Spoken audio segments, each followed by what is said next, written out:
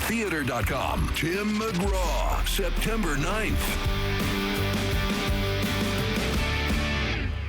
You might already know that Prop 27 taxes and regulates online sports betting to fund real solutions to the homelessness crisis. So how will that new revenue be spent?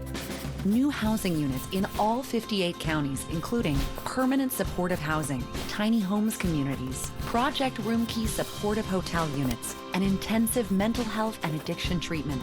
In short, 27 means getting people off the streets and into housing. Yes on 27.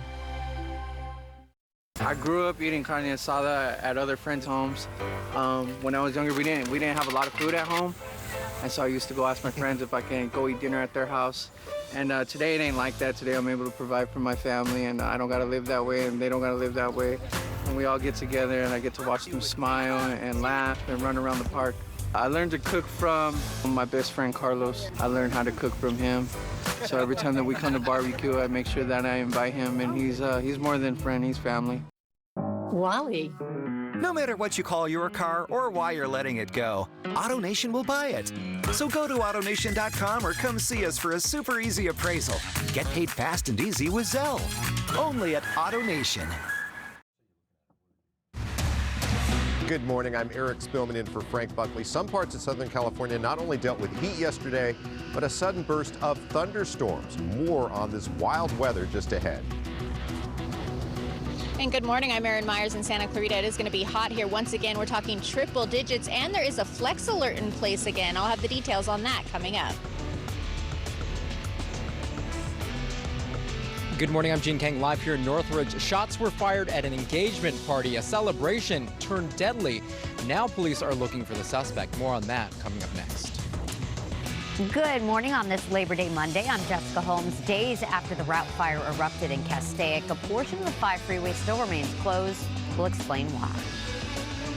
Good morning, I'm Sam Rubin. Happy Labor Day. We labor here while some of our colleagues have discovered life in Malta. And why Malta matters more to Hollywood, we will explain. Plus, what does Michael Bublé have in common with all of us? We'll tell you coming up.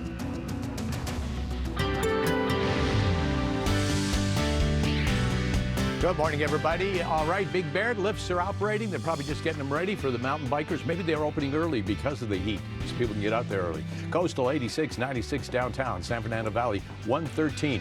Orange County today 103. Inland Empire 108, and the high desert up to 110. Chance of some of those thunderstorms in the afternoon. Full details coming up. Let's go to Ginger in traffic.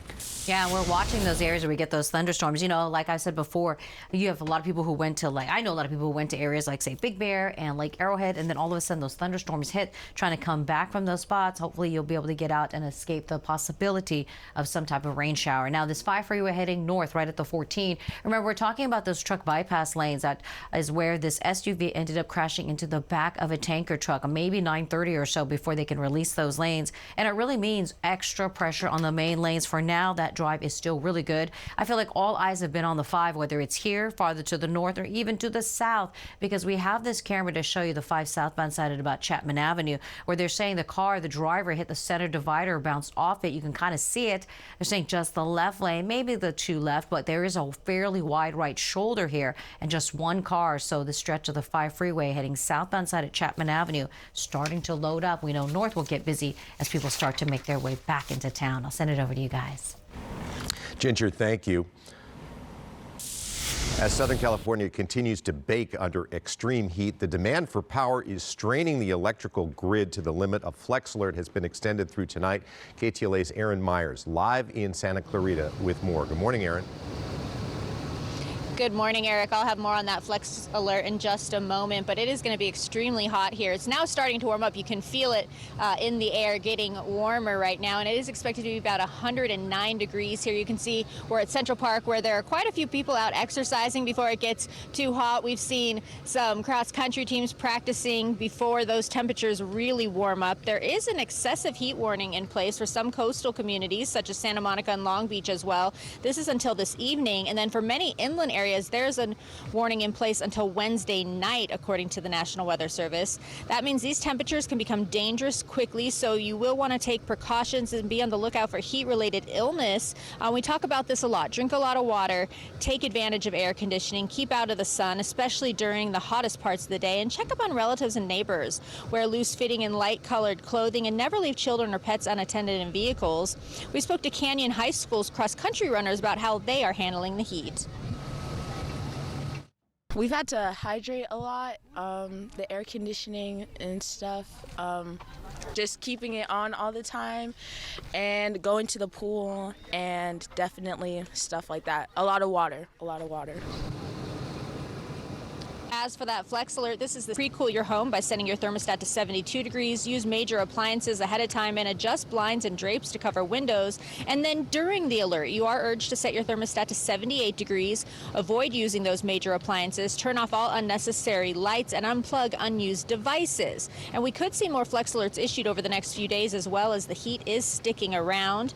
And this heat, that wild weather, take a look at this video from Santa Clarita. Thunderstorms brought the rain and wind to the area, even some hail, which actually cooled it down a little bit, so that was at least some good news for that. As for the scorching temperatures, though, they are expected to last until at least midweek, with various temperature records being broken yesterday. And back here live, as for those thunderstorms, we could see more of those again today, so just something to be aware of. Reporting live here in Santa Clarita, I'm Erin Myers. I'll send it back to you in the studio. Erin, thank you. Hot and dry conditions forced Burbank Park officials to temporarily close two of the city's hiking trails. The Stout Canyon and Wildwood Canyon hiking trails will be closed today between the hours of 10 a.m. and sunset. Fire officials say the risk of fire danger and hazardous heat make the trails unsafe for visitors. The trails are expected to reopen tomorrow. The mill fire burning in Northern California has now killed 2 people and injured at least 3 others. So far, more than 130 structures, including many homes, have been destroyed. More than 4,200 acres have burned, and it's only about 25% surrounded. A neighborhood near the city of Weed, which is near the Oregon border, has burned to the ground. Fire officials are concerned about how many fires they've been fighting lately. Like the previous fires, they have progressively gotten worse over the years.